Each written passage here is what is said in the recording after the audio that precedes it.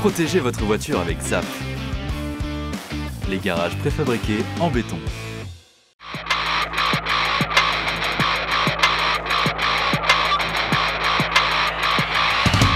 Aujourd'hui, dans ce grain de sel spécial Solidarité, je vous emmène du côté d'Aubernay, à l'hôtel-restaurant Le Parc, pour voir où en est la construction de ce nouveau spa. Puis on ira du côté de Strasbourg, au restaurant Smüsauer Stübel, pour découvrir comment Christophe et Marco ont été solidaires durant le confinement. Et enfin, on terminera avec Christophe Wichlen à la tête de AZ Réception, ici à la base nautique de Colmar, pour faire le point sur la situation du métier de traiteur.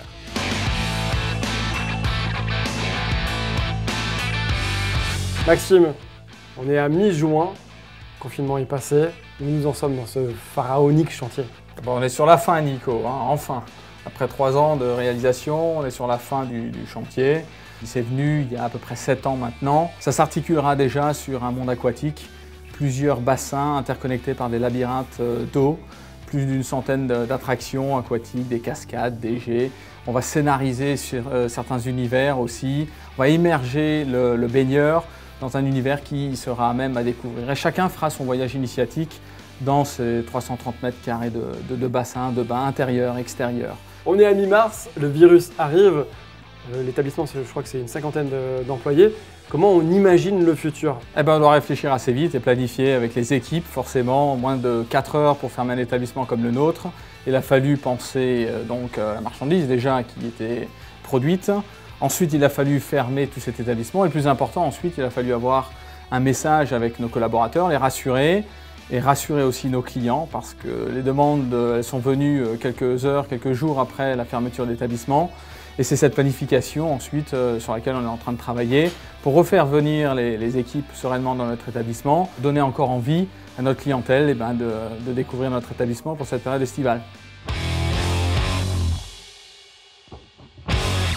Alors les garçons, vous étiez super actifs, hein, surtout toi Christophe, hein, sur les réseaux sociaux parce que je vous ai suivi et je vous ai vu cuisiner très vite durant cette période de confinement. Comment ça a débuté cette histoire? En fait, c'est simple. J'ai des copains, Laure et Régis Pernot, qui ont lancé une association des repas pour nos anges gardiens.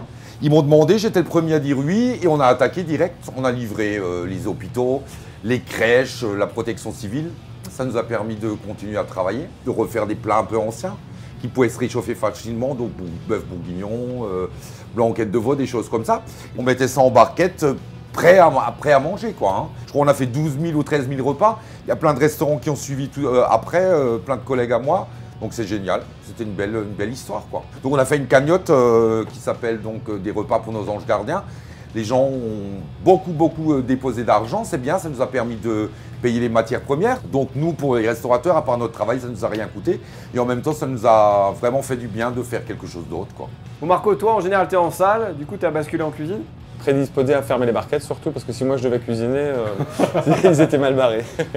Comment vous avez préparé tous les deux la réouverture? On a acheté tout ce qui est gel, tout ce qui est signalisation et là on se met en place tout doucement là. On est prêt. C'est proche.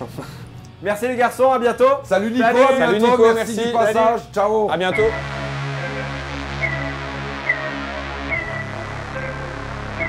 Alors Christophe, pourquoi tu m'as donné rendez-vous ici à la base nautique de Colmar? Alors je t'ai donné rendez-vous ici parce que j'y ai passé une partie de la journée, parce que c'est certainement le premier endroit où je vais de nouveau avoir une activité courant juin et au plus tard, je pense, début juillet. Toutes les entreprises qui nous avaient commandé les réceptions qui devaient se dérouler au mois de mars ont toutes, du jour au lendemain, en l'espace de 3 jours, tout annulé. Ce n'est pas tellement l'État qui au départ a dit stop, c'est les entreprises qui ont dit non, on ne le fait pas, on ne prend pas le risque. Et après, une fois que l'État a eu dit on ne fait plus de manifestations, d'abord de plus de 1000, après de plus de 500 et après de plus de 50, et à ce moment-là, tout s'est arrêté. Tout s'est arrêté. À l'époque, on ne se rendait pas compte. On s'est dit c'est quelque chose qui va durer 1 mois.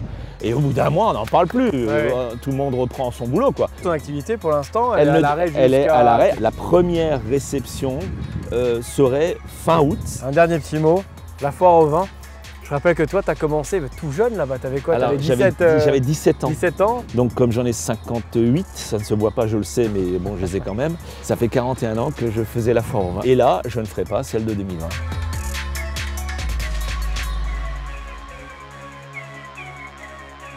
Et surtout, ne soyez pas sages! Ce programme vous a été présenté par ZAF, le spécialiste des garages préfabriqués en béton.